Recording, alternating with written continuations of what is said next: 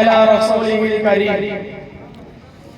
عزت مآب، صدر عالی وقار، محترم علماء کرام، مہمانان عظام اور خواتین اسلام، آج کی اس روح پرور، پر رونق اور عظیم الشان محفل میں میری تقریر کا عنوان ہے نوجوان قیمتی سرمایہ. امید ہے کہ آپ بغور سماعت فرما کر حوصلہ افزائی فرمائیں گے.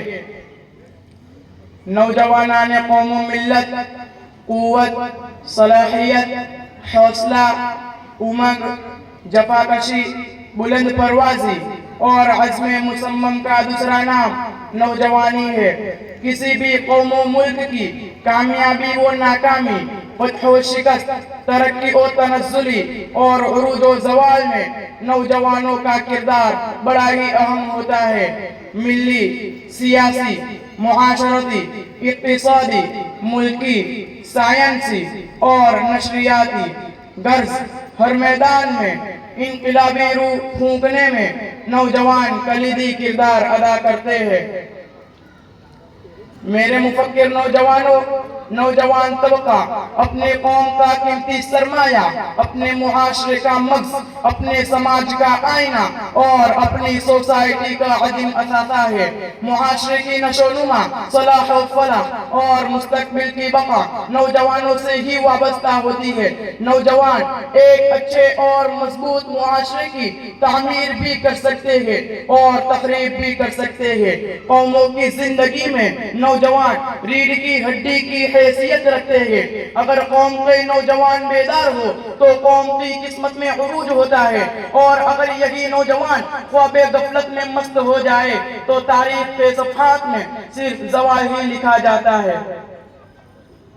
محترم سامعین کرام، آج کے پرفتن اور پرآشوب دور میں جب مسلمان دینی پسماندگی کے شکار ہیں، سیاسی اقتدار کھو چکے ہیں، تعلیمی و تہذیبی لحاظ سے غلام بن چکے ہیں، اپنے دین و مذہب، تاریخ و اتہاس اور مقصد حیات سے رشتہ کمزور کر چکے ہیں، مغربی تہذیب کی چمک دمک نے ان کی اسلامی پہچان و تشخص کو دھندلا کر دیا ہے، اور جو قوم کبھی دنیا کی رہبر و رہنما تھی وہ آج دوسروں کی نقال بن چکی ہے. ایسے نازک حالات میں قوم کے نوجوانوں کو خواب غفلت سے بیدار ہو کر عملی میدان میں آنا ہوگا. جہد مسلسل اور عمل پہم سے قوم کو جگانا ہوگا. اسلامی اقدار و روایات اور اسلاف کے ورثے کو بچانا ہوگا. شاعر مشرق علامہ اقبال رحمت اللہ علیہ نے امت مسلمہ کی اسی حالت زار کا رونا روتے ہوئے اور دعوت فکر و تدبر دیتے ہوئے اور ماضی کی عظیم تاریخ کی یاد دہانی کراتے ہوئے فرمایا، کبھی اے نوجوان مسلم تدبر بھی کیا تو نے، کبھی اے نوجوان مسلم تدبر بھی کیا تو نے، وہ کیا گردوں تھا تو جس کا ہے ایک ٹوٹا ہوا تارا. تجھے اس قوم نے پالا ہے آغوش محبت میں، تجھے اس قوم نے پالا ہے آغوش محبت میں، کچل ڈالا تھا جس نے پاؤں میں تاج سر دارا. علامہ اقبال رحمت اللہ علیہ آگے فرماتے ہیں، تجھے آبا سے اپنے کوئی نسبت ہو نہیں سکتی، تجھے آبا سے اپنے کوئی نسبت ہو نہیں سکتی، کہ تو گفتار وہ کردار، تو ثابت وہ سیارہ. گواہ دی ہم نے جو اسلاف سے میراث پائی تھی، گواہ دی ہم نے جو اسلاف سے میراث پائی تھی، ثریا سے زمین پر آسمان نے ہم کو دے مارا. اے میرے غیور مگر باہوش دوستو، اے صدیق و عمر اور عثمان و علی کے فرزندو، اے خالد سیف اللہ اور لشکر اسامہ کے سپاہیوں، اے محمد فاتح، محمد بن قاسم اور صلاح الدین ایوبی کے جانشینوں، حالات کی نزاکت اور معاملات کی سنگینی ہمیں بیدار کر رہی ہے.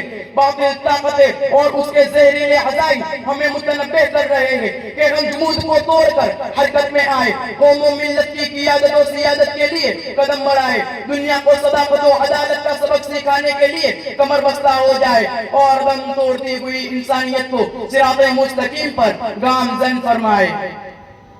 لہذا ہمیں صدق و وفا، عدل و انصاف، شجاعت و بہادری، صبر و استقامت، مودت و محبت اور ایثار و قربانی جیسے اوصاف حمیدہ سے متصف ہو کر خدمت تینوں ملت کے جذبے سے سرشار ہو کر میدان عمل میں اترنا ہوگا۔